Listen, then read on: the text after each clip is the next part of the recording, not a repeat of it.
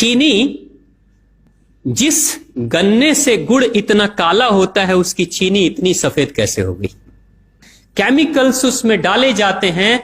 और मैं एक चीनी मिल के अधिकारी जो मैनेजर है, मैं उनकी बात आपको बता रहा हूं। उन्होंने कहा कि मुझे लगभग 12 साल हो गए चीनी मिल में काम करते हुए, और जब से मैंने काम करना शुरू कर दिया चीनी मिल में, तभी से मैंने घर में चीनी लाना ही बंद कर दिया।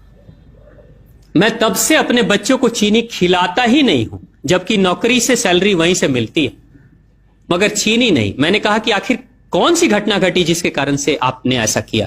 तो उन्होंने बताया एक छोटी सी घटना, कि चीनी मिल में जो ये पानी निकलता है ना, चीनी के बनने के बाद उस प्रोसेसिंग में जो पानी निकलता है, उस पानी में वो सारा केमिकल भी मिक्स रहता है, और उस पानी को चीनी मिल वाले लोग अक्सर एक टंकी में जमा करके रखते हैं।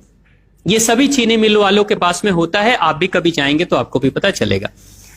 वो टंकी में वो पानी रखा जाता है, लेकिन रोज रोज प्रोसेसिंग हो रहा है, रोज चीनी बन रही है, रोज बहुत सारा पानी आ रहा है, तो आखिर कब तक?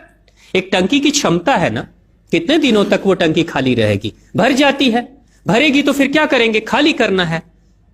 तो क्या किया था चीनी मिल के लोगों ने? सोचा कि छोड़ो ना, अब कहां जाएंगे उसको फेंकने के लिए कहीं दूर, क्योंकि अब उतनी बड़ी टंकी जिसमें हजारों गैलन पानी है, उसके लिए ट्रांसपोर्ट में कितना खर्च आएगा, तो बेहतर होगा रात के अंधेरे में कहीं खेत में डाल देते हैं।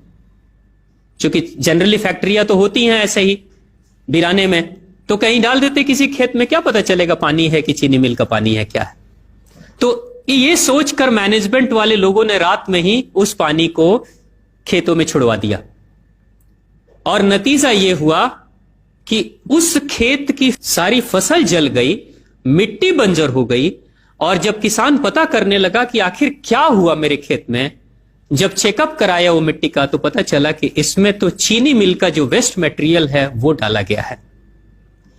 तब उसको खबर मिली कि हां, किसी स्टाफ ने बताया कि हां, हमारे चीनी मिल से ही पानी डाला गया था आपके खेत में, और पूरी मिट्टी बंजर हो गई।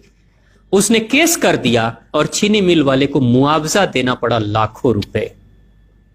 तभी से वो स्टाफ कहते हैं कि जो मिट्टी को बंजर कर दे वो इंसान के शरीर में जाए तो क्या करेगी। उसी के बाद से मैंने अपने घर में चीनी लाना बंद कर दिया।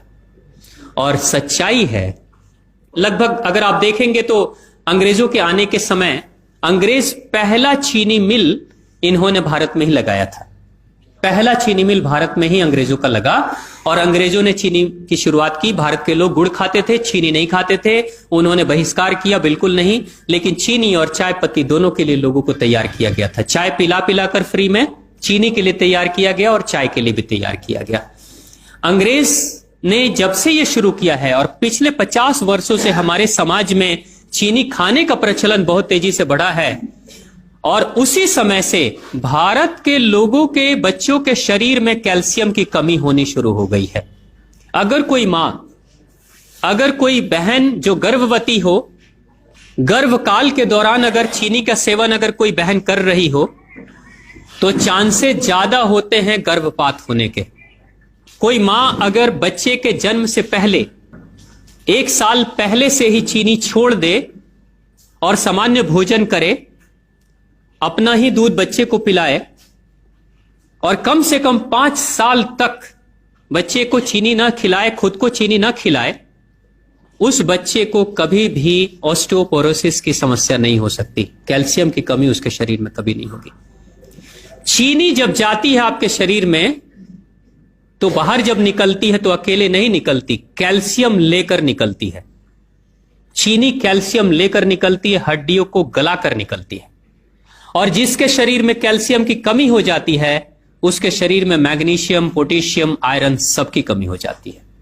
कैल्शियम वो तत्व है कि जिसके शरीर में कम हो जाए, सारे तत्व कम हो जाएंगे, और कैल्शियम की कीमत पे चीनी हम खाते हैं।